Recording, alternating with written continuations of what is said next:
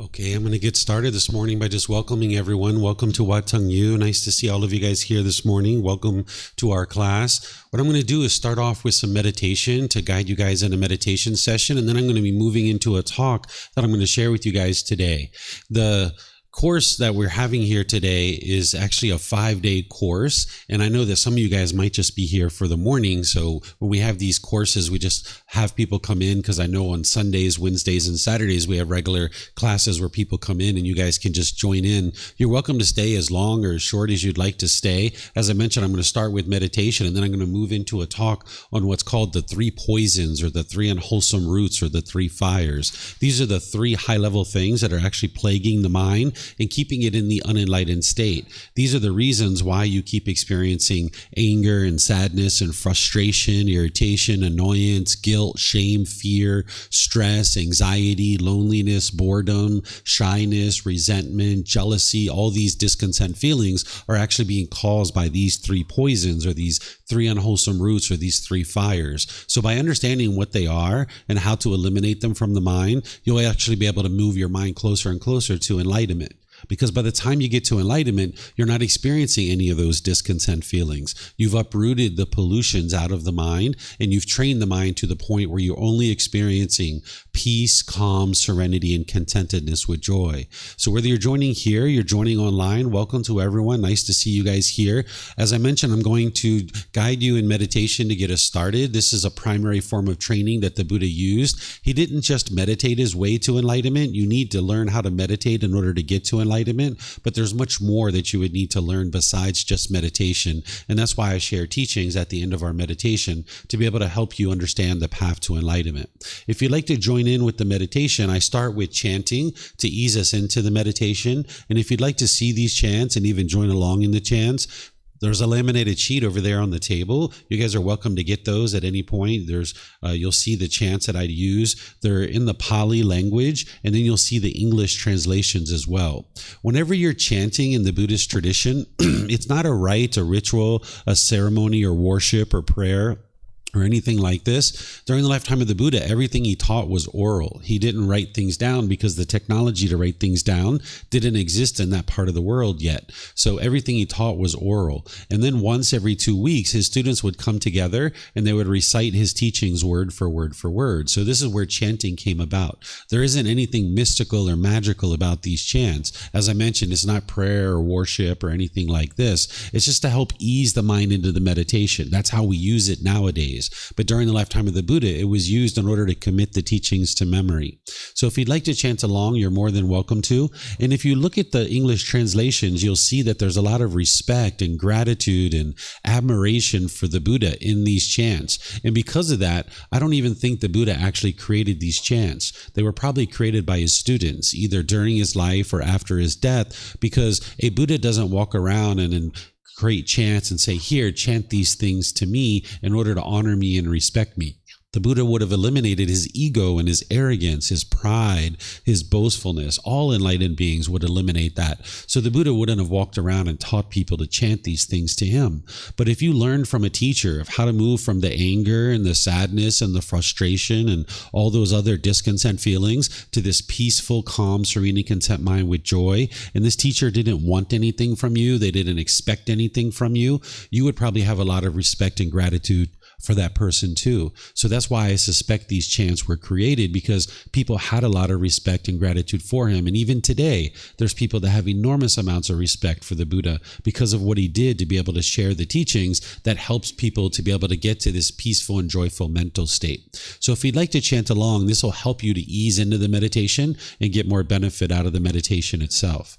After the chanting, I'm going to come in with some guidance. You're going to hear me kind of speaking and guiding you in the meditation.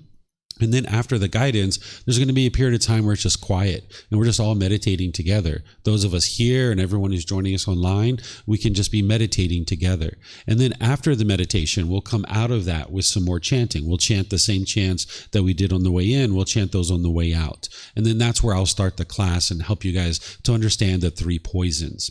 In terms of your body positioning, for those of you guys that are learning to meditate, there's 4 positions to meditate in that the Buddha taught, because your body can't be in the same position Your body can't be in the same position all the time. So the Buddha taught 4 different positions. He taught seated, lying, standing, and walking. Oftentimes people are learning in the seated position. So I'll give you a little bit of guidance on that. And then if you ever would like to learn these other positions, you're more than welcome to. Because in fact, this afternoon, I'm going to be teaching walking meditation as part of our course. So if you'd like to learn these other positions, you're more than welcome to. The seated position is usually sitting on the floor in a chair. If you're at home, you might be on a sofa or a couch or a bench or a wheelchair or something like this. If you're on the floor, you probably have some cushions under your rear. This kind of softens your seat. And then you'd like to just kind of lightly cross your legs. You're not interested in your legs being real tight because then it's going to impede the circulation and cause pain in the lower body. So if your legs are just lightly crossed, that's usually best. Some people like to put their legs off the mat. This gets their hips up in the air and it lessens the angle at the hips, the knees, and the ankles. So if you'd like to do that, you're more than welcome to do that because there's not just one fixed way to sit in meditation. It's finding whatever's comfortable for you. The Buddha put his right hand over his left with his thumbs together, and he put this into his lap. If this is comfortable for you, you could use it. But again, it's not about everyone doing it exactly the same way. Some people like to put their palms on their thighs or their knees. Some people put their palms up. Some people rest their hands comfortably in their lap. So you can find whatever's comfortable for you. And then for those of you guys in a chair or a sofa or a wheelchair or something like this, people usually like to put their feet flat on the floor or lightly cross at the ankles. But there's many different ways that you could do this. It's finding whatever's comfortable for you. And then the same thing with the hands and the arms, just put those wherever you're comfortable. The upper body should be erect. By having the sternum up and the shoulders back, it keeps the mind attentive and alert during the meditation because this is an active, dedicated, purposeful training session where you're eliminating certain unwholesome qualities from the mind and you're cultivating certain wholesome qualities. So you'd like your mind to be attentive and alert during the meditation. So by having your sternum up and your shoulders back, it'll keep the mind attentive and alert during your meditation. It also helps you to breathe because you'll be able to expand your lungs really easily as you're breathing in through the nose and out through the nose. So again, I'm going to ease us into meditation with the chanting. You guys are welcome to join along if you'd like. And then I'm going to come back in with some guidance.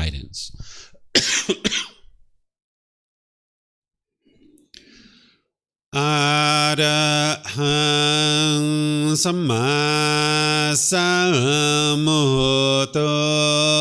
Mahakeva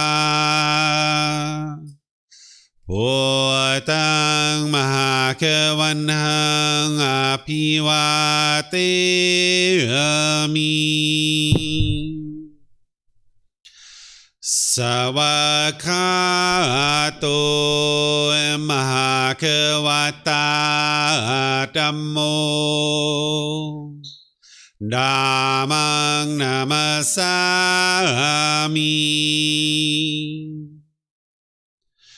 Supatipano Mahakavato Savaka Sangho Sanghang Namami Namo Rasa Bhagavato Arahato Samma Sambuddhassa Namo Rasa Bhagavato Arahato Samma Sambuddhassa Namo Rasa Bhagavato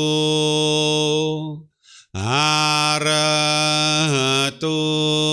Samma Sambuddhassa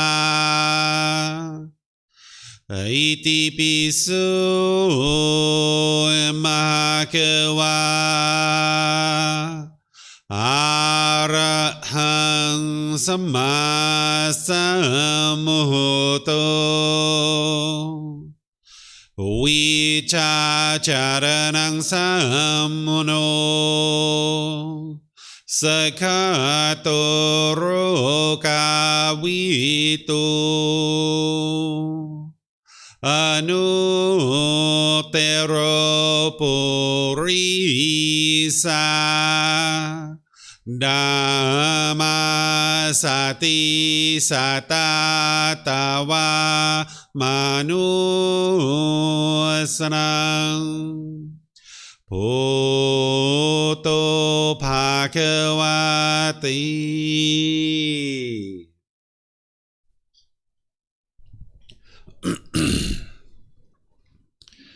Okay, with the lower body and hands and arms comfortable,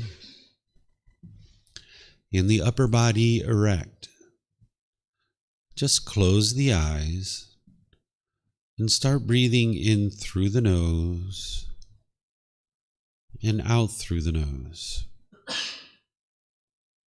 Here you're just looking to establish the breath, a nice, natural, steady, consistent breath, not forced or controlled, just a gradual inhale through the nose, experiencing the full breath. And then whenever you're ready, exhale out through the nose. Breathing in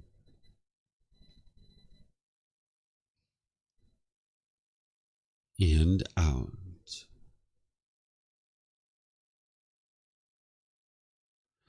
Breathing in and out. Your breath may not match up with the guidance that I'm providing, and that's okay. This is your practice. I'm just here for guidance. You can use this voice as a reminder that whenever you get to the next inhale, breathe in naturally through the nose, developing a nice, natural, steady, consistent breath. And then whenever you're ready, exhale out through the nose, experiencing the full breath. Breathing in and out. Breathing in and out. With the breath well established, start fixating the mind on the breath, either the sound of the breath coming into the nose or the sensation of air moving over the skin into the nose. The breath is the present moment. Fixate the mind on the breath, the present moment. Breathing in and out. Breathing in and out. With the mind fixated on the breath, whenever you notice that it moves off the breath, cut that off, let it go, and come back to the breath, the present moment. No need to observe the thought, label it, judge it, analyze it, or even try to figure out where it's coming from. Whenever you notice that the mind is moved off the breath, cut that off, let it go, and come back to the breath, the present moment. Breathing in and out. Breathing in and out.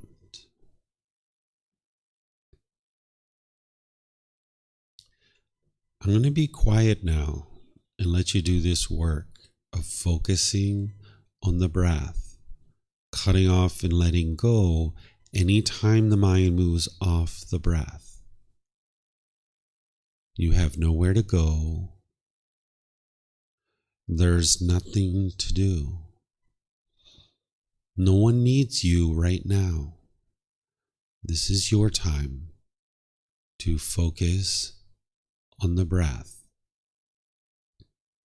Breathing in and out.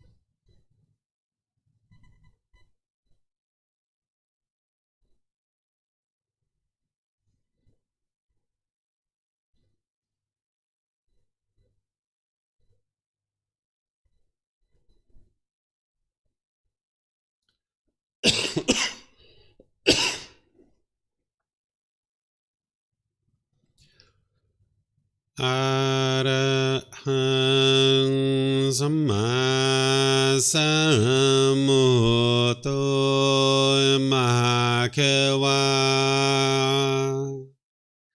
โพตังมหาเขวันหังอภิวาเทมิสวากขาโตมหาเขวตาธัมโมธัมมังนามัสสามิสุปฏิปันโนมหาเขวโตสาวกสังโฆสังฆังนามามินับโมตัสสะภะคะวะโตอะระหะโตสัมมาสัมพุทธัสสะนับโมตัสสะภะคะวะโตอะระหะโตสัมมาสัมพุทธัสสะนับโมตัสสะภะคะวะโตอะระหะโตสัมมาสัมพุทธัสสะอิติปิโสมหาเขวาอะระหังสัมมาสัมพุทโธวิชาจารณังสัมมุโนสกขาโตโรกาวิโตอนุเตโรปุริสาธัมมาสติสัตตาตวะมานุสนังโพโตภะคะวะติ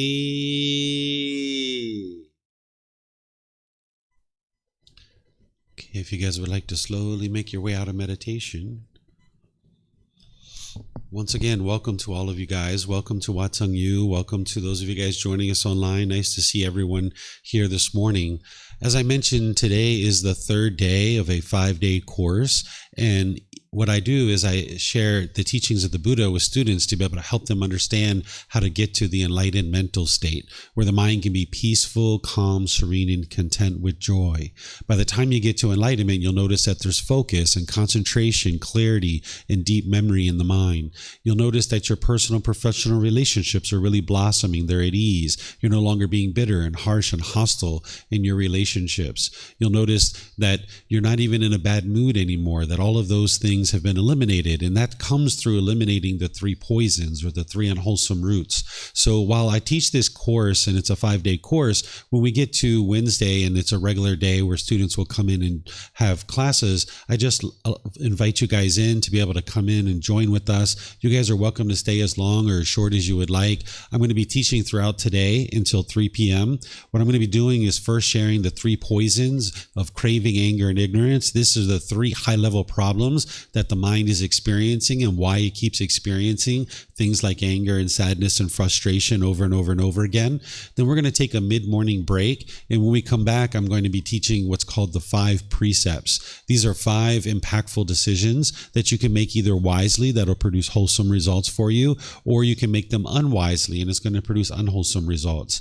We're going to end up taking a lunch break, and then when we come back from our lunch break, then I'll teach walking meditation. So again, you guys are welcome to stay for as long or short as you would like. For those of you guys that maybe it's your first time here, I'll let you know that there's a bathroom in the back of the room, the very last door on the right. You're welcome to use that anytime you like. There's even bathrooms outside the classroom. There's a main temple bathroom. If you go out to the parking lot, you'll see the signs. It'll take you around and you can use the bathroom there if you'd like. We even have water and snacks and juice and things like that that's provided by our students that you're welcome to help yourself to make yourself comfortable while you're here.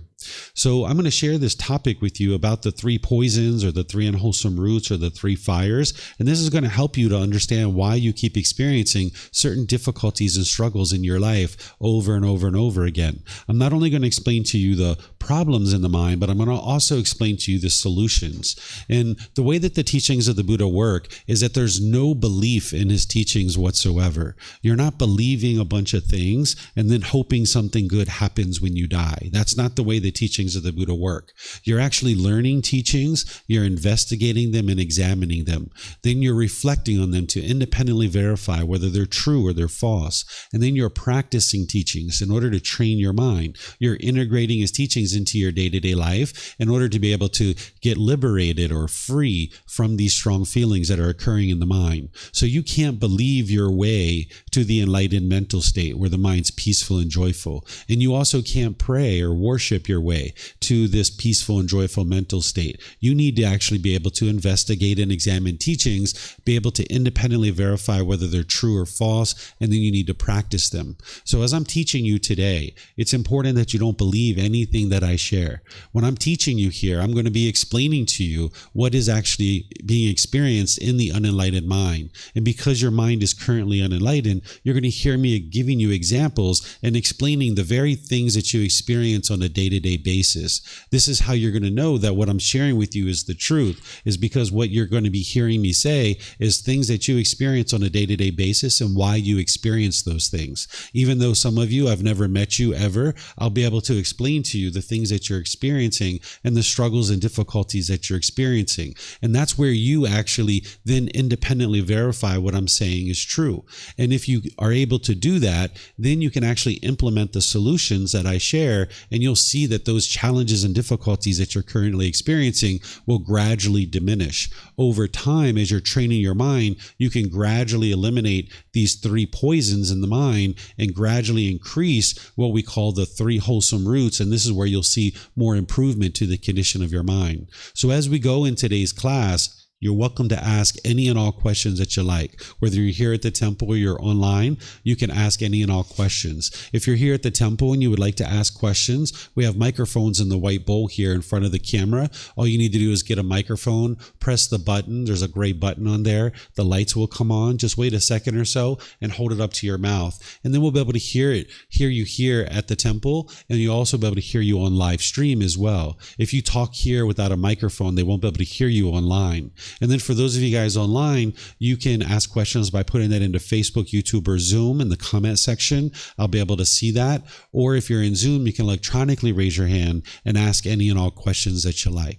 So what I'm going to do to get us started off is just share with you kind of from an introductory level of what are the three poisons. We refer to them as the three poisons, the three unwholesome roots, or the three fires. These are known as the defilements or pollutions of the mind. And it's through eradicating these pollutions of mind that the mind will actually experience more and more qualities of the enlightened mind. These three poisons or three unwholesome roots, they explain why you experience the difficulties and struggles in your day-to-day life. When you're making decisions through these three poisons of craving, anger, and ignorance, it's going to produce unwholesome results for you. Or some people might refer to this as unwholesome karma. You might have heard the word karma being used. This word karma is from the Sanskrit language, where the word karma is from the Pali language. And the original source teachings of the Buddha are in the Pali language. So people who study the original teachings of the Buddha will tend to use the word karma. If this translated to just one English word, I would just use that because it'd be easier for everyone. But essentially what this is explaining is it's a natural law explaining cause and effect, or action and result. The natural law of karma, it isn't punishment punishments and rewards. It's nothing mystical or magical. There's no being that's overseeing this. It's not even about who's to blame or who's at fault. It's essentially a sequence of events that when you make a certain decision, either wisely or unwisely, it's going to produce either a wholesome or unwholesome result. And when you're making wise decisions, it's going to produce wholesome karma or wholesome result. And when you're making unwise decisions, it'll produce unwholesome results or unwholesome karma. And when you're making decisions through the three poisons of craving, anger, and ignorance, it's going to produce unwholesome results or unwholesome karma. That's why we also refer to them as the three unwholesome roots, because your mind making decisions through these three poisons or three unwholesome roots or three fires, it's going to produce unwholesome results in your life. And then you're going to need to experience those unwholesome results. But more and more, as you bring down these unwholesome roots and you increase the wholesome roots, when you're making decisions through the wholesome roots, it's going to produce wholesome results or wholesome karma. So this three poisons explain to you why you're experiencing certain unwholesome results or unwholesome karma in your life.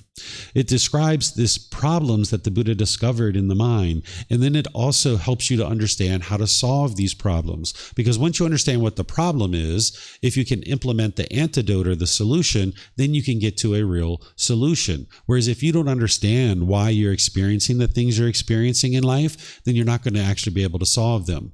Oftentimes, with a lack of wisdom, we tend to blame other people for the things that we experience in life. Or we might think that it's good luck or bad luck. Or we might think that it's destiny or fate, the things that we're experiencing. But more and more, what the Buddha brings your attention to is that what you're experiencing in life is based on decisions that you're making. And this can be very empowering, because if it's everybody else that is causing the unwholesome things in your life, or if it's destiny or fate, or if it's good luck or bad luck, then you're locked in. You have no ability to change anything about your life. And that's a real defeating way to look at the world. But when you can come to terms with what the Buddha is teaching you, and you can independently verify what he's sharing is true, you can see that anything you experience in life, either wholesome or unwholesome, it's coming from decisions that you're making. And the beauty in this is if there's anything that you don't particularly care about your life and you would rather not occur, all you need to do is cultivate wisdom, make different decisions, and then experience different results. But as long as you don't cultivate wisdom, you'll continue to make unwise decisions that keep producing unwholesome results for you. So these three poisons are like a high-level description of what's plaguing the mind and why it keeps experiencing certain difficulties and struggles. The most detailed description that the Buddha gives about what's causing the difficulties in the mind, it's called the 10 fetters. What a fetter is it's a shackle and a chain and a ball that they would attach to your ankle when you were a criminal in ancient times. In ancient times, if they would like to keep you confined to an area, they would attach a fetter to your ankle. It's a shackle and a chain and a ball. Where nowadays we put people in prison cells. So the Buddha referred to these 10 individual pollutions, which is a deeper level of detail than the three poisons, as the 10 fetters, because it's keeping the mind trapped in the unenlightened state.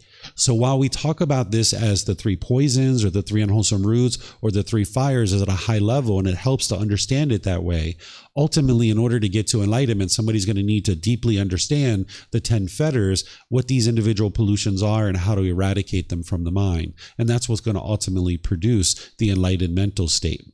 There's a teaching that I taught yesterday called the Eightfold Path. This is the core central teaching of the Buddha. And when you're learning and practicing the core central teaching of the Eightfold Path, this is what's going to lead to the eradication of the 10 fetters. And you can eliminate them through that. But here, with these three poisons or the three unwholesome roots, it's helpful to understand this level of detail too before somebody makes their way deeper into the 10 fetters. So the Buddha kind of teaches in these layers. The first layer that you learn, which is something I taught yesterday, which is the Four Noble Truths. This gives you a little window into understanding the unenlightened mind. In 4 simple statements, you can understand the problem in the mind, the cause of that problem, the elimination of it, and the path forward. But then once you start understanding that, then it's time to go a deeper level, which is what I'm going to be sharing today. And then after you understand this, it could be time to go deeper and start to understand the 10 fetters. So the Buddha teaches in layers like this so you can slowly, gradually understand what's going on within your own mind and within the world. because the Buddha didn't teach a bunch of rules and commandments. He didn't teach the way the world should be. And that if everybody follows these rules and commandments, then the world will become a more peaceful place. He didn't explain the way the world should be. He's explaining to you the way the world is. And by understanding the way the world is and how your mind's functioning, then you can actually experience real results and real improvements in your life. So as I mentioned, as I go today, don't believe what I'm sharing with you. I'm going to explain to you these three poisons. And because your mind is currently unenlightened, you're going to be able to see similarities to what I'm sharing with you, to what you experience in your day-to-day life. And then ultimately what I'm going to explain to you is what's called the three wholesome roots. And these are the solutions. This is what's going to solve the problem so that you can then get to peace and joy. But you're going to need more than just what I'm talking to you about today. You're going to need more than this. This is just bringing your attention to the problems and to some of the solutions. But it goes deeper and it goes beyond this, that you're going to need to know more information. So what I'm going to do is I'm going to share with you these three poisons from a high level, describing each one from a high level so you can get the big picture view. But then I'm going to go into each one individually, explaining what they are in more detail, and then explaining the solutions as well. So these three poisons, or three unwholesome roots, or three fires, we refer to them as craving, anger, and ignorance. Some people refer to them as greed, hatred, and delusion. You might even hear desire, ill will, or confusion. This is explaining three states of mind, or three aspects of the mind that are motivating all unskillful conduct in the way that the mind experiences certain struggles and difficulties. What the craving is, or the desire, or the attachment, this is the mind longing, yearning, wanting things to be a certain way, expecting things, longing and yearning. The mind is chasing after the objects of its affection, wanting things to be permanently pleasing. The mind thinks that the next new shiny object waiting around the corner is going to provide some lasting satisfaction. So the mind chases after it and chases after it and chases after it. It's like the mind thinks, I know what's going to make my life better. A new boyfriend or a new girlfriend, that's what's going to solve everything. Let me chase after that for a while. Or, oh, I know what's going to make everything better. More money. Let me chase after that for a while. Or, oh, I know what I need. It's a new house or a new car. That's what I need. Let me chase after that for a while.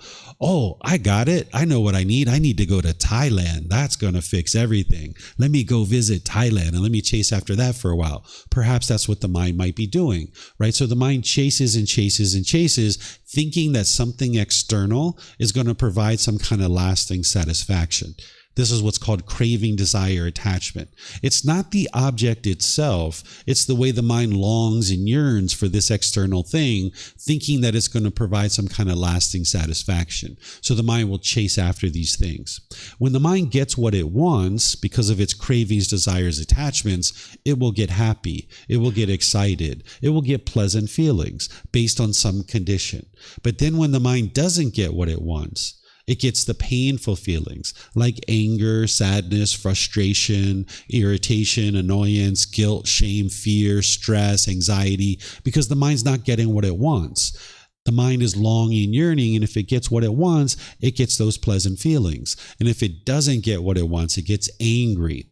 And now when this anger is arising, the mind becomes bitter and hostile and harsh. This is where you can become unskillful in your intentions, your speech, and your actions towards others. And when this anger is arising, it feels very painful for the mind. And it could be lesser versions. It could be like frustration or agitation or annoyance. And when you feel those painful feelings, the mind doesn't like this experience. So what it tries to do to solve this is it tries to push things away. You'll try to push people away, or you'll push a situation away. So there might be certain relationships that you felt that your friend or your family member was causing you to be angry. So you might have pushed them away, or you might have pushed the situation away, thinking that that's going to solve the problem. But you can see that that didn't solve the problem, because it's only a matter of time before you get angry or frustrated or irritated again. It's just a matter of time before something happens where your craving isn't getting fulfilled, and now you're going to be angry or sad or frustrated. So you might have pushed people away, or you might have pushed the situation away. Or the second thing you'll do when this anger is arising, you might be bitter, harsh, and hostile. through your intentions, your speech, and your actions, your moral conduct will become bitter. It's almost like an animal growling and roaring at another animal. It's like, "Rrr," and the mind is trying to fear this other person into doing things your way. Because the mind thinks if I can just get my cravings fulfilled, everything will be perfect. So the mind is oftentimes unskillful through its intention, speech, and actions. Or the third thing you might do is you might put your expectations on people, and you might try to control people and try to force them to do things your way. You might have been in arguments where you were trying to adamantly convince somebody that they needed to change what they were doing because they were making you angry and they needed to do it your way, putting your expectations on people. Now, you're not a bad person, right? You shouldn't think about it that way. This is just the mind having difficulties and struggles in the world. And as long as the mind is doing this, where it's pushing people away, being bitter, harsh, and hostile, or putting your expectations on people, you can't live harmoniously with all beings. It's only a matter of time before somebody does something that you disagree with and you get angry and frustrated, and now you're going to want to push those people away. You'll be bitter, harsh, and hostile with them, or you'll put your expectations on people. And in this situation, you're going to have people coming and going in and out of your life all the time because you can't maintain wholesome relationships and harmonious relationships. So what the Buddha is teaching you to be able to do is how to eradicate all of this. But the reason why craving and anger continues in the mind, the reason why this is occurring is because of this third poison, or this third unwholesome root, or this third fire. It's referred to as ignorance. I tend to refer to it as the unknowing of true reality, because the word ignorance is kind of a derogatory word. But this is what people are translating over from the teachings of the Buddha. But I can assure you the Buddha didn't refer to people in derogatory and demeaning ways. This phrase of unknowing of true reality is a much better way to think about this. It's confusion, it's delusion, it's misunderstanding or misperception. The mind just doesn't understand what it doesn't understand. It lacks wisdom of true reality. The mind in the unenlightened state will firmly believe that other people are causing you to be angry and frustrated. And as long as you keep thinking that way, you will never solve your problem. You will continue to be angry and frustrated the rest of your life, because it's not other people that are causing your mind to be angry or frustrated. And you'll be able to independently verify this as I teach you today. You'll be able to see that it's your own mind that's causing these feelings. But with a lack of wisdom, meaning the mind is unknowing of true reality, it doesn't understand what it doesn't understand, you will continue to stay stuck in the mind with craving and anger. It'll continue to repeat over and over and over again that there's certain things that you will crave, and if you get those things, you'll be happy, and if you don't get them, you'll be angry or sad or frustrated, and then that unskillfulness of your moral conduct will arise. You'll push people away, be bitter, harsh, and hostile, or put your expectations on people, and all of this continues to exist because of the ignorance. So even though we refer to it as craving, anger, and ignorance, it's actually because of the ignorance that the craving and anger continues to exist in the mind. So now let me go in more detail into each one of these so you can understand further what it is and how it's actually causing complications in your life, and then how to actually eradicate it and eliminate it from the mind. So this craving, this desire, this attachments, the wants, the expectation, the longing, the yearning, this is the mind's selfish desires. The mind is chasing after things, wanting them to be fulfilling, and the mind wants things to be permanently satisfying. So the mind chases after things. It could be any number of things. It could be a new boyfriend or girlfriend. It could be more money, a bigger house. It could be jewelry. It could be a new phone, a new computer. The mind just chases and chases and chases after these things. And the mind wants these things to be permanently satisfying. So when you chase and chase and chase and chase and chase, the mind can only be happy when it gets what it wants. This is called conditional happiness. That if this occurs and this occurs and this occurs and this occurs and this occurs, then you'll be happy. So the more wants and expectations that are in the mind, the less and less amount of time that you can actually be happy, because the mind wants all these things. So if it's sunny outside, you might be happy. But then when that changes and it starts raining, you might be sad or frustrated. And the thing is that the mind is craving permanence. It's craving for things to be permanent, but yet you live in an impermanent world. Things are constantly changing. The mind wants these things to be permanent. The mind wants the sun to be permanent. It wants your boyfriend or girlfriend to be permanent. So then when you separate, you get angry or sad or frustrated. Or maybe grandma and grandpa, you want them to be permanent. But then when they die, you become sad or angry or frustrated or sorrowful or grieve. It's not the love that's actually causing this. What's causing the mind to be sad or grieving when you break up with a boyfriend or girlfriend or grandma and grandpa die is that the mind is holding on with craving, desire, attachment. It's wanting things to be permanent. And as long as the mind is craving for permanence, but yet you live in an impermanent world, you're going to experience situations where you don't get what you want. And when you don't get what you want, that's when the mind will be angry or sad or frustrated. Right? So this is a little bit of the learning that I'm sharing with you about what's going on in the mind. The mind's craving, it's desiring, it's longing, it's yearning. It's like this unquenchable thirst that the mind is just chasing and chasing and chasing. And if you get what you want, you feel happy. And if you don't get what you want, you get angry or sad or frustrated or something else. But remember, you don't believe anything that I share. Don't believe anything I write in books. Don't believe anything I say. Don't believe anything that anybody else shares. You need to get to wisdom. You need to be able to independently verify this for yourself. So take a situation where you've recently been angry or sad or frustrated. It could have been this morning. It could have been yesterday. It could have been last week. And look at that situation with this wisdom. What was it that your mind wanted? And if you would have got what you wanted, you would have been happy. But because you didn't get what you wanted, the mind was angry or sad or frustrated or agitated or annoyed or some other discontent feeling. You should be able to independently verify what I'm sharing with you. You can see that if you showed up to the airport and you really wanted to go to Thailand and you wanted to go to Thailand so bad and you were so happy to go to Thailand, but then when you showed up and the airplane was delayed or it was canceled, you were frustrated and you were agitated perhaps. Right? You had a difficult time with that situation. Or if you got this certain job and you were chasing after this job and you really wanted this job really badly, right? And now if you get that job, you're really happy. But if you don't get it, you'll be sad. You'll be frustrated because the mind is longing and yearning. And in this situation, it can only be happy if it gets what it wants. But because of impermanence, you're not going to always get what you want. So this is the challenge that the mind is experiencing, is that it's chasing and chasing and chasing and chasing. It's longing and it's yearning. And in that situation, you can't be happy all the time. This is why you can't get to permanent happiness, because the mind is basing its inner feelings on some condition. If it's sunny outside, you'll be happy, right? That's a conditional happiness. But then if it's raining, you'll be sad. If my mom and dad do this, you'll be happy. But if they do this over here, you'll be sad or frustrated, right? If your brothers and sisters do this, you'll be happy. But if they do this, you'll be angry or sad or frustrated, right? This is called conditional feelings. And as long as there's craving, desire, attachment in the mind, you're going to keep experiencing these conditional feelings. Essentially, the mind's going to go up and down and up and down, right? The mind is holding on, wanting these things to be permanent.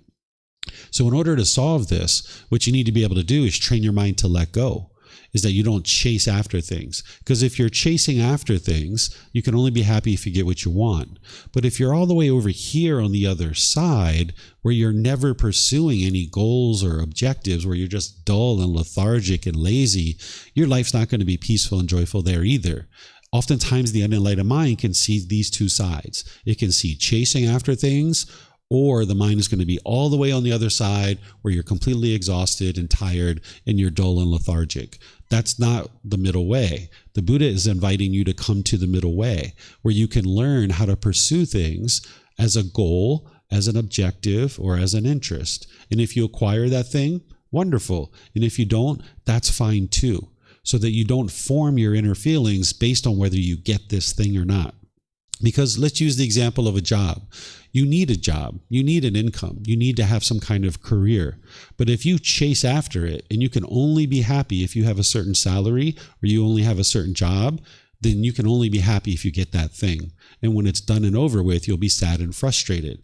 But if you're all the way over here on the other side where you're not doing any work whatsoever and you're just dull and lethargic and lazy, you're not going to be able to have a peaceful life there either. So you need to learn how to work towards your goals and objectives of, say, something like an income or a career or occupation, and doing that gradually as a goal, objective, or interest. And if you're working towards this goal and you acquire it, fine, wonderful, great. But if you don't, that's okay too. And you can just look at that goal. Okay, you made it 80% of the way there. So now what would you like to do? Would you like to add more resources to this situation in order to be able to acquire the goal? Would you like to extend your timeline so that you can still continue to work towards the goal? Or is 80% enough? Did you set your goal and that goal was too high, and you look at 80% and you're like, hey, I'm completely fine with 80%. I don't need to go any further. So that's what you need to be able to do, is when you set a goal, objective, or interest, work towards it and then evaluate it and see, do I need to extend my timeline? Do I need to add more resources? Or am I just completely fine with the 80% and I can just be fine with that, right? But if you can only be happy if you get what you want, then you're setting yourself up to fail. You're essentially sabotaging the mind. So you need to be able to train your mind to gradually work towards things as a goal, objective, or interest, and not chase and hold on to things real tightly. But also don't be over here where you're dull and lethargic. So the Buddha offers you these two teachings that are going to help you train your mind to eliminate craving, desire, attachment.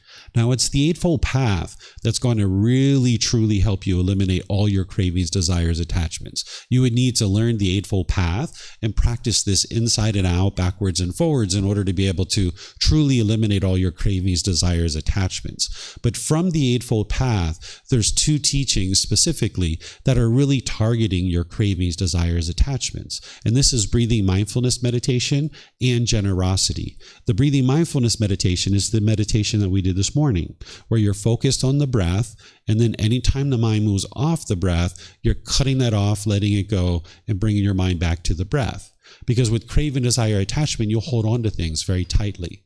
If you remember when you got out of that relationship with the boyfriend or girlfriend, you were holding on very tightly. And the longer you were holding on, the more angry you were, the more lonely you were, the more bored you were, the more frustrated you were. But eventually you let go. And you were like, you know what? If he wants to be with someone else, so be it. And you let go. Or if she wants to move across town and move to another part of the country, okay, so be it. And you let go. And when your mind let go, that's where you regained your peace and your joy. So the breathing mindfulness meditation is there for you to train your mind to let go. That meditation isn't to train your mind to eliminate thoughts. Sometimes people think, based on the way that we teach it, is that when you focus on the breath and your mind moves off the breath to let go, they think that maybe the goal is to eliminate your thoughts. This isn't actually true. As long as you're alive, you're going to have thoughts. Even an enlightened being has thoughts during meditation, but they notice them and they easily let them go. So if 20, 30, 50 times during your meditation, you had to let go, let go, let go, let go. This is really good for your mind, because in day-to-day life, you find it hard to let go. That's why your mind is holding on, and that's why you're experiencing these discontent feelings. So this breathing mindfulness meditation is cultivating mindfulness or awareness of mind, and it's cultivating concentration and the ability to let go, let go, let go. So now in day-to-day life, where you see your mind longing, yearning, and you're holding on to something, you can let go. And now you can maintain your peace and your joy. And eventually you'll get to the point where you never grab on and you never hold on and try to crave for things to be permanent. The second thing that the Buddha shares that helps your mind to let go is something called generosity. This is where you're giving and sharing more than is strictly required in any given situation without any expectation of anything in return, such as your time, your effort, your energy, and your resources. This is where you might share your financial support or your clothing or your time or your effort. Maybe when you're walking into a store and you're about to open the door for yourself and you notice there's someone behind you, you might hold the door for them and let them go through too. This is generosity, where you didn't have to do that. You're sharing your time, effort, energy, and resources more than is strictly required in any given situation without any expectation of anything in return. But you really need to be careful that you don't have any expectation of anything in return. Because if you're standing there holding the door, expecting a thank you, and they don't say thank you, you'll be frustrated, you'll be agitated or annoyed. And it's your mind that's causing it because you're expecting everyone to say thank you. And it's just not possible because you live in an impermanent world. Some people are going to say thank you and some people aren't. Right? Some people's minds are going to be so focused on what it is they would like to buy out of that store, they're going to not even notice that somebody held the door for them. So when you're practicing generosity, it needs to be because you understand it's enhancing your mind. That by you giving and sharing, it's helping your mind to let go. Because when you have craving, desire, attachment in your mind, you'll tend to hold on to things and become selfish. When we were growing up as children, we were taught to give and share. Right? Especially like our toys and stuff like this. Typically, that's what we're taught when we're growing up. We're taught to kind of share. But then as we age and we start working and we start applying our blood, sweat, and tears to acquiring resources, we tend to hold on to things very tightly. We want things to be self-satisfying. If we spend 3 hours doing something, we want something in return. If we spend 3 days doing something, we want something in return. But what the Buddha is teaching you is that in order to get to enlightenment, you need to train your mind to let go and not expect things to always be self-satisfying. So when you're practicing pure generosity, it's without any expectation of anything in return, where you can give and share without wanting something from someone else. Not even a simple thank you. That you're just doing it because you know it's enhancing the quality of your mind, and it's a wise decision to practice generosity, not because you want something back from others. So this is the craving, desire, attachment, and this is what actually helps to really target it and solve it. But there's other things you need as well. So I'm going to pause here and see if you guys have any questions on this one before we move on. Because what I'm explaining to you here with craving, desire, attachment is that your mind is causing your discontent feelings. Your mind is causing the anger and the sadness and the frustration. And by being able to see this clearly, you can actually understand the problem, and then you can understand the solutions to be able to fix it. And this can be very empowering for you. So is there any questions here at the temple or anything online? Anybody would like to ask questions about this first one? Yes, sir. Yep. Hi, David. Nice to see you again. Mm-hmm. My question is the craving and greed. What about the cravings for food and water? Mm-hmm. Because in reality, it seems like there's a certain amount of craving is okay if you crave for food. Because if you eat too less, you will starve again. You will be hungry again. And if you eat too much, you will want to vomit or have a diarrhea or have a bad digestion. So it seems like in reality, there's a fair range of craving for food, and that's fair. So how do you understand this? Sure. It's important that you understand how we talk about craving. What craving is it's this longing and yearning, this chasing after the objects of your affection. The body needs food. The body needs water, but we don't need to crave it, right? When you're hungry and you're grumpy or irritable, this isn't a biological thing. This is actually the mind is craving permanent comfort, wanting this body to be permanently comfortable. So any kind of craving, desire, attachment is going to cause discontentedness in the mind. If you're craving, meaning you're longing and yearning, wanting things to be a certain way permanently, it's going to lead to discontentedness. But in terms of food and water, these are needs that the body has, and we can gradually work towards those rather than chasing after them and wanting them to be permanent. You have to be able to see the definition behind a craving, desire, attachment. It's not just the fact that you need food. It's that the mind is longing, yearning for it and chasing after it. So for example, say I'm sitting here and I start to feel a little bit of pain in the stomach because the body needs food. Well, rather than crave and be longing, yearning, and grumpy and irritable because the body is not comfortable, I can just realize, hey, this body needs food. I should probably start making my way towards some food and figure out how to get some food in the body. This is just a basic need that the body has. It doesn't have to be a craving, a longing, a yearning. That's what you're working to eliminate. Here the line is a bit blurry to me because what about I crave for a certain food? Like I'm hungry, I crave for the steak. Is that a craving? If you're longing, yearning for it, yes. Because if this body needs food and you don't have a craving, desire, attachment, then you should be able to eat any food and be completely satisfied with it. But if you can only be happy if you get that steak, now you have a craving, desire, attachment.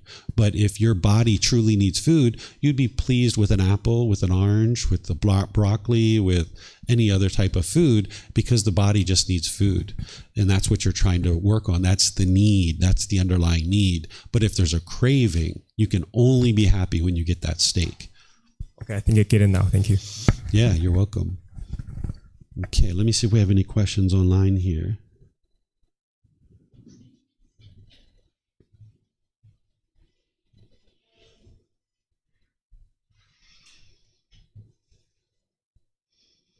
Okay, Janae has a question on Facebook. Would you say that the 3 poisons are a summary or simplification of the 10 fetters? Yes, that's exactly what they are. It's a high-level description to be able to help you understand the 10 fetters at a more high level, because there's different solutions at all these different levels. At the most detailed level of the 10 fetters, you need to be able to understand exactly what the symptoms are of each one of those 10 fetters and what the solutions are, how to proactively train the mind to eliminate them, and then how to know that it's actually been eliminated. But you can also bubble up to the 3 poisons, because there are certain solutions there that you need to be able to understand as well. So it helps you to understand it in these layers, but ultimately you would need to get to the 10 fetters to be able to understand those. But here at this high level, this is an important description of the problem in the mind too, and it also helps you understand the solutions at this point too.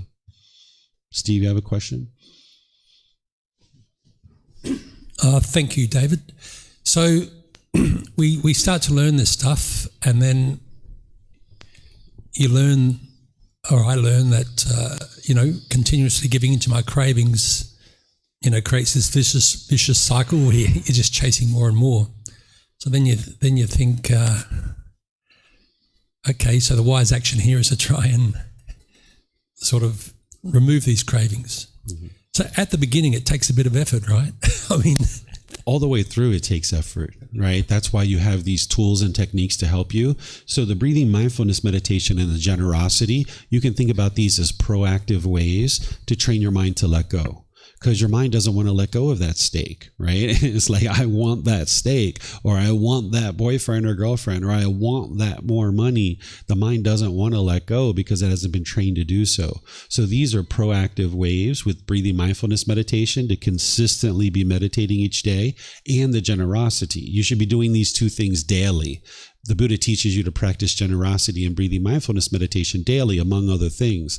And this is going to gradually train your mind to let go, because these craving, desire, attachments, some of them are very deeply rooted. It's going to take you multiple days, multiple weeks, multiple months, even years with some of them, to be able to gradually chip away at them. There are certain cravings that'll be around for multiple years before you get rid of it. If you're craving a bag of M&Ms or a chocolate bar or something like this, you can let those go within a couple of days, maybe, or a couple of weeks. And it doesn't mean you have to eliminate the chocolate bar. You don't have to eliminate that. You need to eliminate the longing, yearning for it. So something like a chocolate bar, if your mind's longing, yearning for it, and you go into the store and it's there, you'll be happy. And if they're out and they don't have it, you'll be angry or frustrated or sad or some other discontent feeling, like annoyed. So you need to be able to eliminate the longing, yearning for it. And this is going to help you to proactively do that.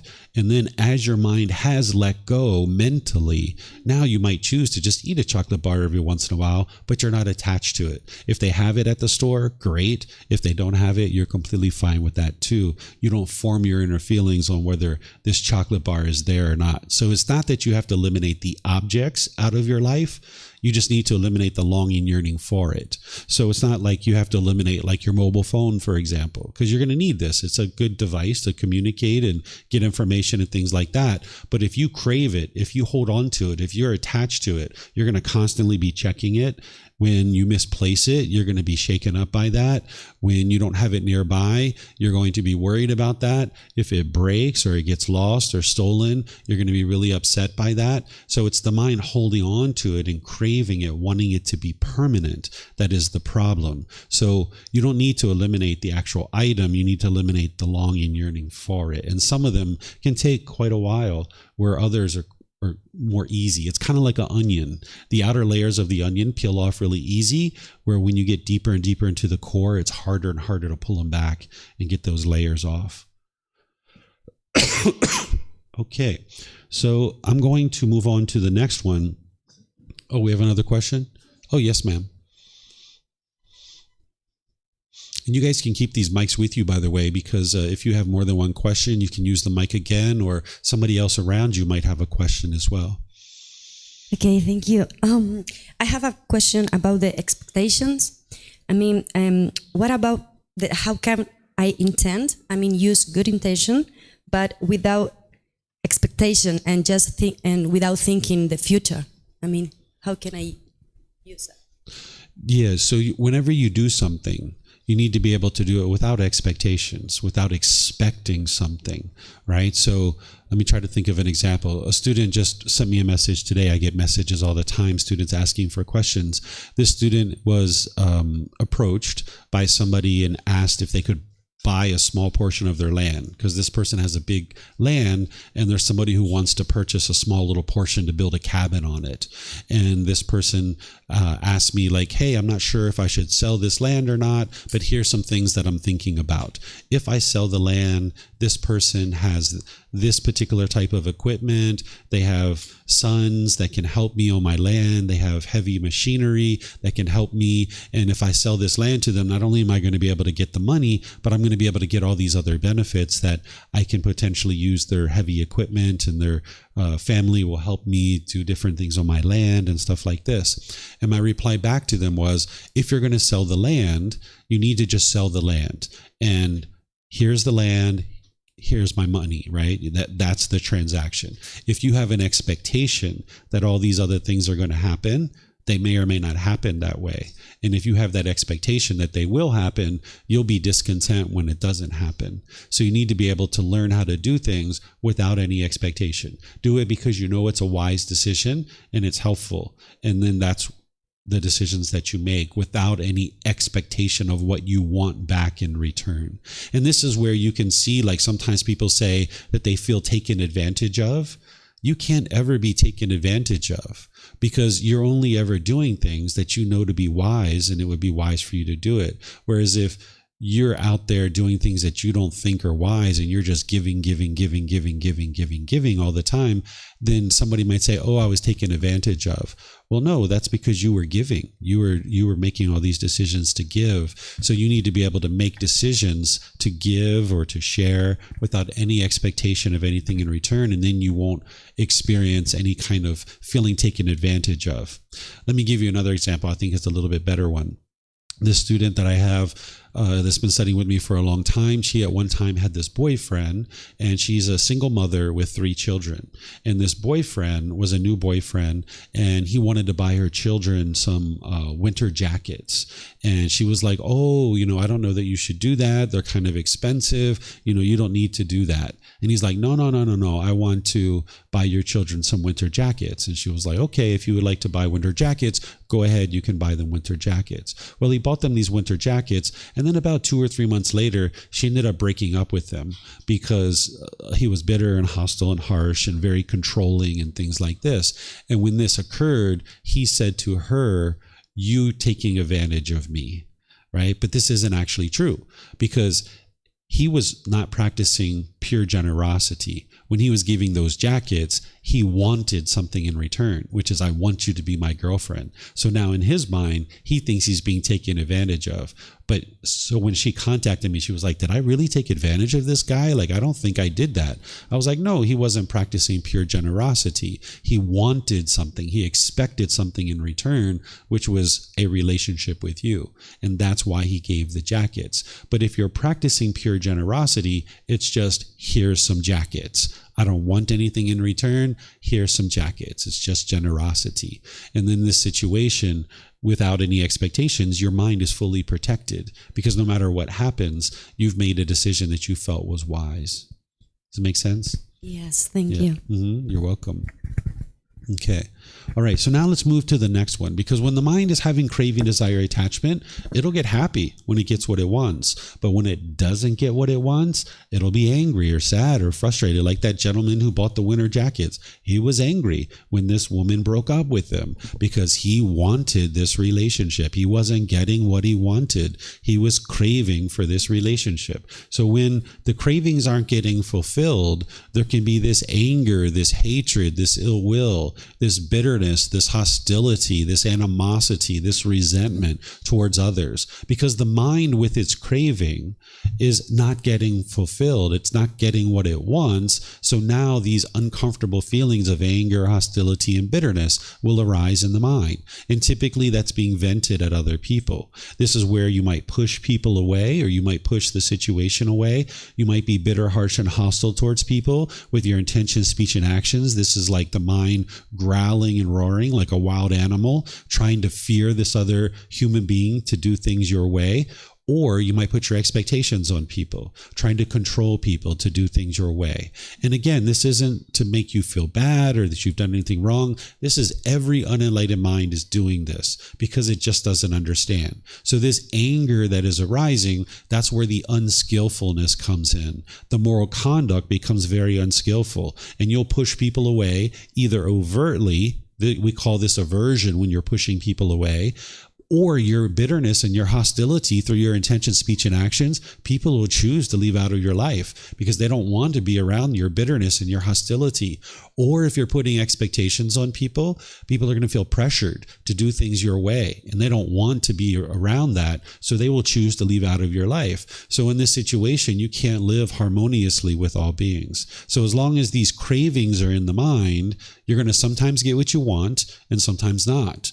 And when you're not getting what you want, your anger is going to arise. And then this is where the unskillful moral conduct is going to arise. But you can transform this. You can completely eliminate this from the mind. The solutions that the Buddha gives you is practicing loving kindness meditation and practicing loving kindness in day-to-day life. This is the complete opposites of anger, hatred, and ill will. This is what's going to transform your mind. There's a meditation that you can do where you cultivate loving kindness in the mind, right? And this meditation, as your mind is becoming more and more loving and more kind, when you go out into the world, you can be loving and kind through your intention, speech, and actions.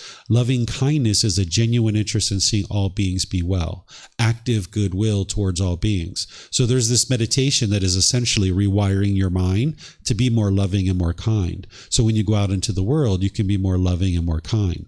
It's kind of like filling up your gas tank, and then you go out into the world and you can be loving and kind with the people around you.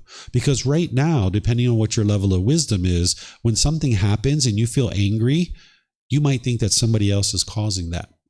And now you go down this well-worn path of anger, this bitterness and this hostility. You've got all the bushes pushed back, the trail's been worn out, the grass has been worn out. And at the end of this trail, you know where that leads. It leads to broken relationships. The anger and the bitterness and the hostility, it just leads to broken relationships. And you might have been down that path many, many times, and you see that it doesn't work. So what the Buddha is teaching you to do is to forge this new path, is to get out a machete and start breaking through the bushes and the stickers and start forging this new path of loving kindness. This is where it becomes somewhat challenging, right? Because the mind's not used to this. The mind firmly believes that other people are causing you to be angry. So when you experience anger, or when you experience some situation that you're not getting what you want, instead of going down this path of anger and hostility, you need to be able to go down this path of loving kindness, this genuine interest in seeing all beings be well.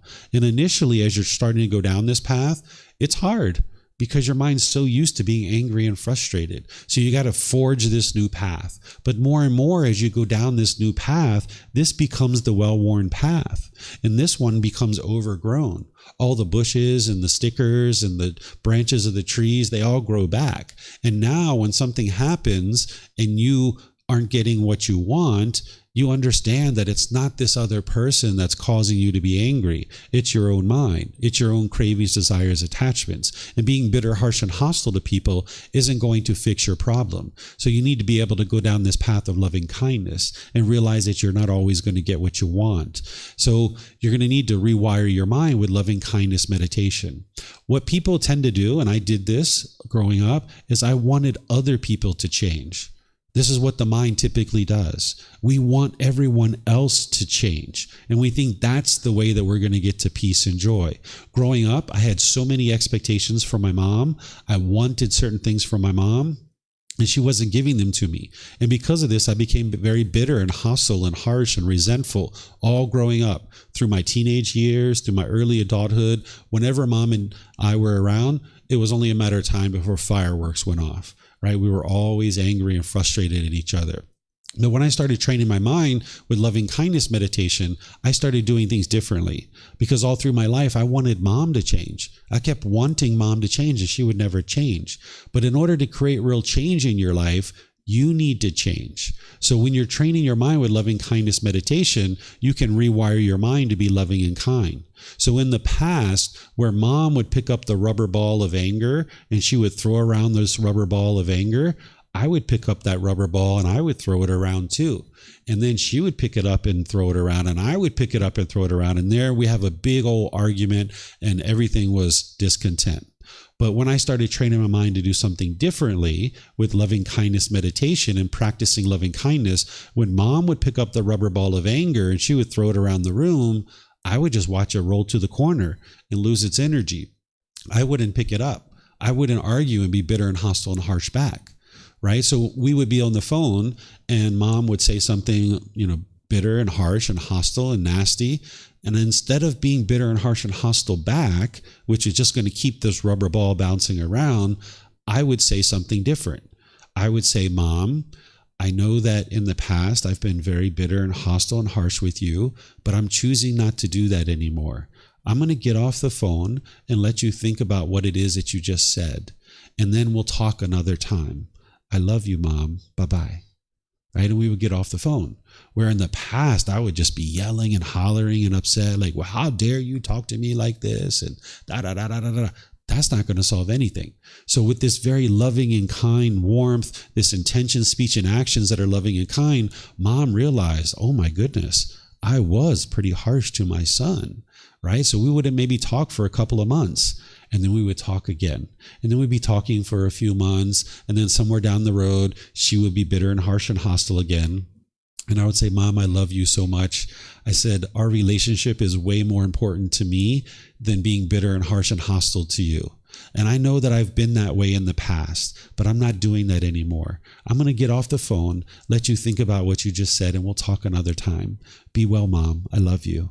Right? And this was loving kindness. And now slowly but surely, mom realized she was being bitter and harsh and hostile. And she started changing because her son had changed. She could see that she was having these problems, right? But as long as I was being bitter and harsh and hostile and wanting mom to change, nothing changed in our life. It was like a log jam. There was all this bitterness and hostility and this hate and anger.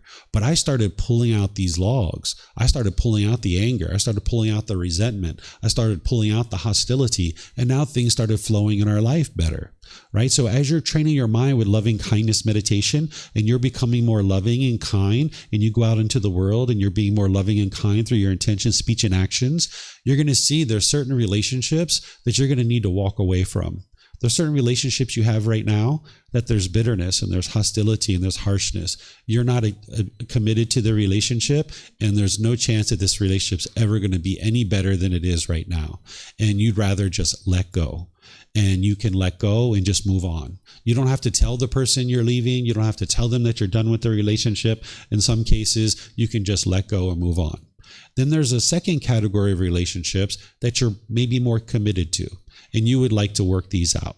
But it needs to start with you working on your own mind with the loving kindness meditation and practicing the loving kindness. And now as you improve your mind, you'll be able to improve this relationship like I did with mom, right? So there's certain relationships that you're committed to that you can improve and you can work on. But you got to work on your mind first. The other person isn't going to change. You need to change first. Then there's a third category of relationships, brand new people you haven't even met yet, and you'll only ever be loving and kind with those people. Maybe some of the people that you're meeting here, you'll only ever be loving and kind with these people. And because of that, you're only ever going to experience love and kindness in those relationships. So these are the three categories of relationships and how you eliminate the anger and the hostility in your life. There's certain relationships you're going to need to move on from. There's certain relationships that you're committed to that you need to work on your own mind. And as you do that, you can improve in these relationships. And then there's a third category of relationships that you've never even met these people. You don't even know their names. You don't even know who they are right now. But because you're training your mind on this path with loving kindness, you'll only ever be loving and kind with those people. And that's all that you'll ever experience in those relationships. And that's how you clean this up, where you can get rid of your anger and hostility slowly but surely. You're going to need the entire eightfold path, as I've mentioned, but loving kindness meditation and practicing loving kindness in day-to-day life is what's going to transform your mind and solve this so you can be more loving and kind in your day-to-day life. So is there any questions on this one that you guys would like to ask?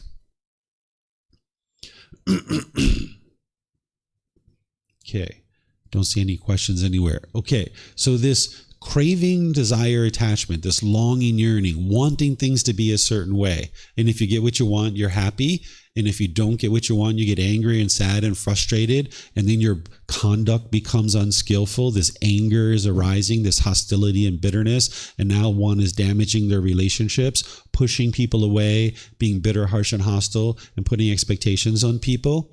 Where all this is coming from is this next one. The ignorance or the delusion, the confusion, the misunderstanding, the lack of wisdom.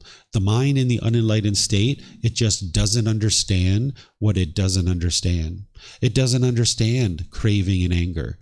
The mind firmly believes that other people are causing you to be angry and sad or frustrated or annoyed. The mind firmly believes this, but belief, you don't know what's true or false. You're just believing it. Because either someone convinced you to believe it or you convinced yourself to believe it. What the Buddha's teachings are bringing to you is the wisdom to be able to see true reality. And that's what his teachings do, is it helps you awaken to the wisdom of true reality so that you can truly see what's actually happening and what's going on in your day-to-day life. If you don't awaken to true reality and you're not cultivating wisdom, you'll never eliminate your anger and your sadness and frustration, because the mind will just stay stuck in this continuous cycle over and over and over again. So while we call it craving and anger, it's really because of this unknowing of true reality. It's because of this lack of wisdom that the craving and anger continues. So we call it craving, anger, and ignorance, but it's really because of ignorance that craving and anger continues to exist in the mind. If it wasn't for this lack of wisdom, craving and anger would have already been eradicated from the mind. So that's why when somebody's on the path to enlightenment, you're being taught to never believe anything. Because with belief, you don't know what's true or false. If you're going to solve your problem, you need to be able to cultivate wisdom. You need to be able to get to wisdom. That's the solution to this ignorance or this unknowing of true reality, is getting to the point where the mind understands true reality of what's currently happening in your mind and in your life. So as long as the mind is ignorant to craving and anger and what's actually happening, it will continue to experience these struggles over and over and over again. But when you arise wisdom through learning, examining, and investigating, through reflecting to independently verify, and through practicing the teachings, now through arising that wisdom and seeing true reality, you'll be able to gain the wisdom of how to eliminate craving, and you'll learn how to eliminate anger. And when you're eliminating these, not only is the condition of your mind improving, but your life is improving. Your relationships are improving, both personally and professionally. Because as long as you're making decisions through craving, anger, and ignorance, you're going to keep experiencing difficulties and struggles over and over.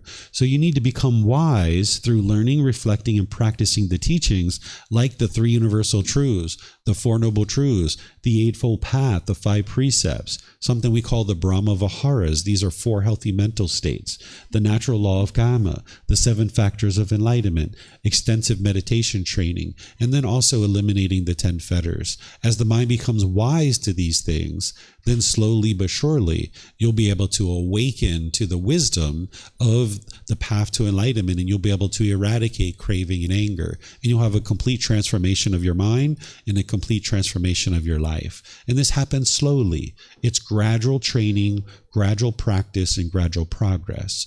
One of the biggest myths about the life story of the Buddha is people think he sat under a tree, he meditated, and then instantly got to enlightenment. And this isn't actually what occurred. It was gradual training, gradual practice, and gradual progress. So you're going to need to do the same thing, because everything you've ever done in life has been that way. Whether it's learning English, reading, writing English, or some other language, or some job or occupation, it's been gradual training, gradual practice, and gradual progress. So it's the same thing on the path to enlightenment, that you gradually learn and you gradually practice. And where I suggest that students start out is they start out with our first book. We have this 13-book series. If you start out with the first book, this is where you can get started. And you can actually get this for free. You can download it from our website at no cost. You can take it and go print it. You can get printed copies here by just reimbursing us for our printing costs, or you can order it on Amazon. So if you'd like to learn how to get free of these strong feelings and get to the point where the mind's peaceful and joyful permanently, you can start with the first book. And we have classes and courses and retreats here at the temple, but then also we live stream. So no matter where you are in the world, you can be learning and growing and developing. And you can even get personal guidance. And this is available for you at no cost, where you can ask questions in live classes. You can post in our Facebook group and I'll answer you there. You can send me private messages if you like, or you can schedule personal guidance where if you're here in Chiang Mai, we can sit down and talk. But even as you're traveling around the world, you can get on our website and you can schedule an appointment and you and I can meet in Zoom, because it's one thing to learn in a class like this, but it's a whole nother thing to relate it to your day-to-day life. So oftentimes students are scheduling personal guidance so they can learn how to take the teachings of the Buddha and apply it to something specific in their day-to-day life. So to get rid of this ignorance or unknowing of true reality, you're going to need to cultivate wisdom, and the guidance of a teacher is what's going to be able to help you to do that. So all the resources that I share, whether it's books, audiobooks, videos, podcasts, personal guidance, any of these things, classes, courses, and retreats, it's all available to you at no cost, so that you can cultivate this wisdom. Any questions here on this one? Okay, I'm not seeing any questions here. So what I'm going to do is just kind of wrap this up with a little bit of a summary. That essentially what we talked about is the 3 poisons, or the 3 unwholesome roots, or the 3 fires. This is craving, anger, and ignorance, or the unknowing of true reality, the greed, hatred, and delusion, or sometimes people call it desire, ill will, and confusion. These are the 3 unwholesome roots. And whenever you're making decisions through your selfish desires, whenever you're making decisions through your anger, your hatred, your ill will, whenever you're making decisions through ignorance or the unknowing of true reality, it's going to produce unwholesome results for you. But when you practice the wholesome roots of generosity, loving kindness, and wisdom, this is going to produce wholesome results for you. So when you're making those decisions, you'll experience nothing but wholesome karma based on those decisions. So it's through eradicating the 3 unwholesome roots and through arising and cultivating the 3 wholesome roots that the mind is completely transformed. So slowly but surely, you're bringing down your craving, anger, and ignorance, bringing down these 3 unwholesome roots, and you're slowly but surely bringing up these 3 wholesome roots, and more making decisions through those. And that's what's going to produce the wholesome results for you. Okay, so I'm going to end here and we're going to take a break. It's basically 10:40. So at 11 o'clock, I'm going to start again with the 5 precepts. If you've learned that the Buddha taught no killing, no stealing, no sexual misconduct, no lying, and no intoxicants, this isn't what the Buddha actually taught. He doesn't speak that way. That sounds like rules and commandments. It sounds like black and white. What I'm going to be doing is I'm going to be sharing the original words of the Buddha on the 5 precepts so you can see what he he actually taught. And he's going to give you much more illuminating language than that. And then I'm going to apply it to day-to-day life so you can see how to take the teachings of the Buddha and apply it to your day-to-day life. These are 5 impactful decisions that you can make either wisely or unwisely, and it's going to produce either wholesome or unwholesome results. So if you'd like to come back after break, I'm going to start at 11 o'clock and I'm going to teach the 5 precepts. And then this afternoon, starting at 2 p.m., I'm going to be teaching the walking meditation. So you guys are welcome to join for any of this stuff. So whatever you guys decide to do for the rest of your day, have a very wonderful and lovely rest of your day. We'll see you perhaps next time. Take care. Be well. Sawadee krap. Sawadee krap.